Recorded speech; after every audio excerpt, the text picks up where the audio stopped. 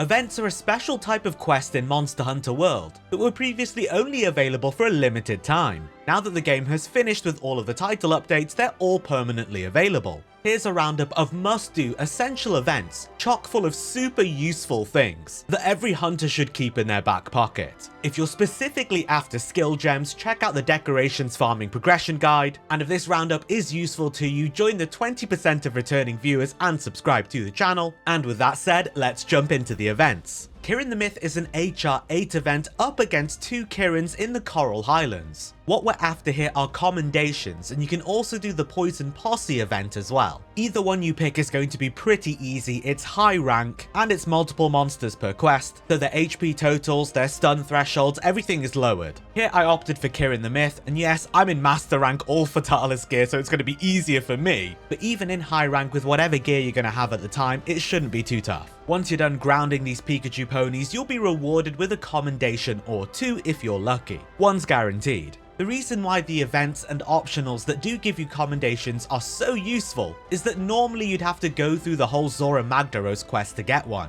Given that the level 3 upgrade of all the defender's weapons does take up a commendation, if you want to try multiple weapons, you're going to end up going through them all. This way you don't have to go do a whole Zora quest every time you need some more. Next up, we're looking at the 8-star high rank optional quests up against the Elder Dragons. They're mostly around HR 14. This time we're after high commendations. Any of these quests will be a guaranteed drop for one, but you may want to focus on the Teostra, Ablaze on the Sand, or the Nergigante, the Eater of Elders ones, which should be pretty straightforward. I opted for the Teostra quest over here because that big adorable feline face is just so goofy and smackable. Once again, it's high rank, you shouldn't have too many difficulties, you can utilize flash pods a lot, all that sort of stuff, you'll be okay. Once you've extinguished this hot pussy, you'll be rewarded with a high commendation or 2. Useful for various gear upgrades, but where you'll see it pop up the most is for some level 3 charm upgrades. Saves you redoing a Zenny every single time you want a high commendation.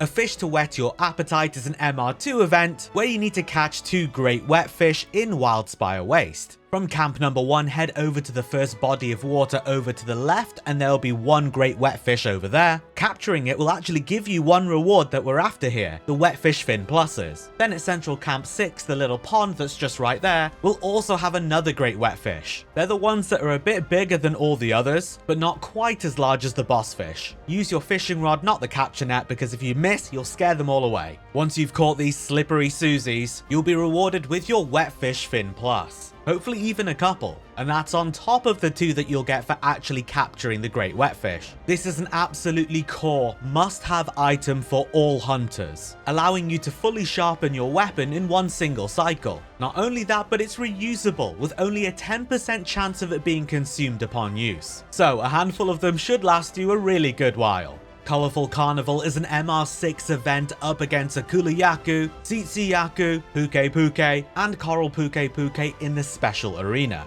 You'll face the Kulu and the Tsitsi together, but then after that you'll face the Puke Puke and Coral Puke Puke one after another. Really straightforward, they've got minimal health pools, very fragile monsters, you'll be able to easily dominate them. Once you've done killing the monster rainbow like the absolute sicko that you are, you'll be rewarded with a variety of their monster parts, a guaranteed Fey Wyvern Gem with the possibility of more, and a decent chunk of MR experience, a little more than half of a full level. Very useful for early, low-risk MR boosting if you need it, and of course access to those Fey Wyvern Gems as well. Paolumu Lullabies is an MR6 event up against a Nightshade Paolumu in the arena. One of those gimmicky, quirky quests. This Nightshade is a miniature one, but it packs a punch and hits as hard as Vitalis. So long as you take 3 sleep resist, his attacks are really easy to avoid because he's so tiny. And perhaps counterintuitively, he's also super easy to hit, he doesn't move very far. Once you're done saying goodnight to the Sandman, you'll be rewarded with a variety of silver and gold eggs for loads of trade-in money, and a collection of master rank armor spheres, including very strong ones. Not to mention the 81k reward money up for grabs, so if you do pop a lucky voucher, that'll be doubled up to 162k. Fantastic for quickly farming up money and some armor spheres as well. I recommend you do it solo so you don't have to split the reward money at the end.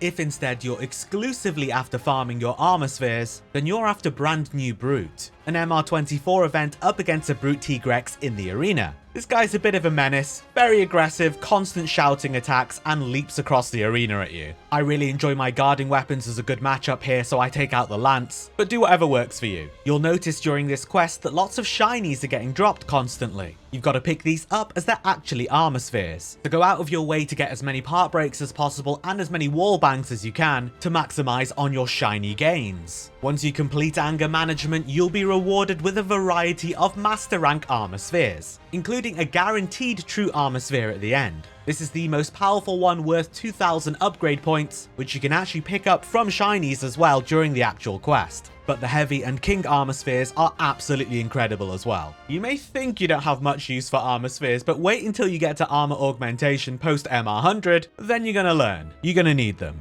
A Farewell to Zenogre is an MR24 event up against Zenogre in the arena. Similar to a brand new Brute, there's going to be shinies dropping throughout this quest, but this time around it's for Steamworks Fuel instead of armor spheres. Go for your part breaks as much as possible, get your wall bangs whenever there's an opening to maximize the number of shinies dropping so you're getting the most Steamworks Fuel out of it. Once you're done killing for fuel, you filthy colonizer, you'll be rewarded with various Dragon Vein coals. You're most interested in the giant ones, of which one will be guaranteed, and if you're lucky you'll get more and even pick them up from the actual shiny drops as well. You'll get about 6,000 fuel a run, meaning you don't ever need to grind those mining nodes back in Guiding Lands again. Make sure you set your Steamworks to ×10 and enjoy your Celestial Wyverian prints, your gourmet vouchers, your selection of master rank armor spheres, your different eggs to sell. The rewards do change whether there's a festival active or not, which is on rotation every couple of weeks now, most notably for the melding tickets you can exchange for decorations. The Steam tickets you get can be melded 1-for-1 for really useful consumables, like Mega Demon Drugs, Mega Armor Skins, and Dash Juice for all of you filthy junkies. So this really is one quest that kind of covers everything.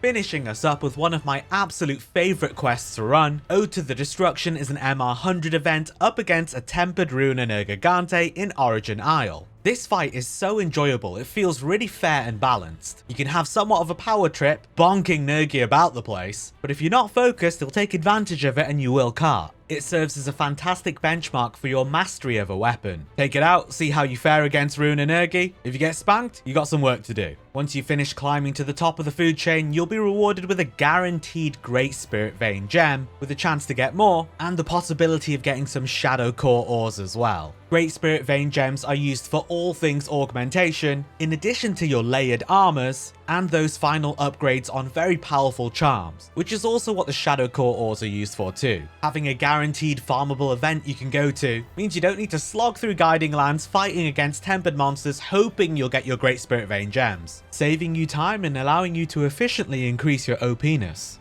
These are my core essential events for super useful items and mats that any quality hunter should always have in their back pocket. I've done other event roundups focusing on gear and on decorations. If you're interested in those, go check them out. And if this was useful to you, join the 20% of returning viewers and subscribe to the channel for more Monster Hunter content. Thanks for watching, and until next time, I'll see you in the new world.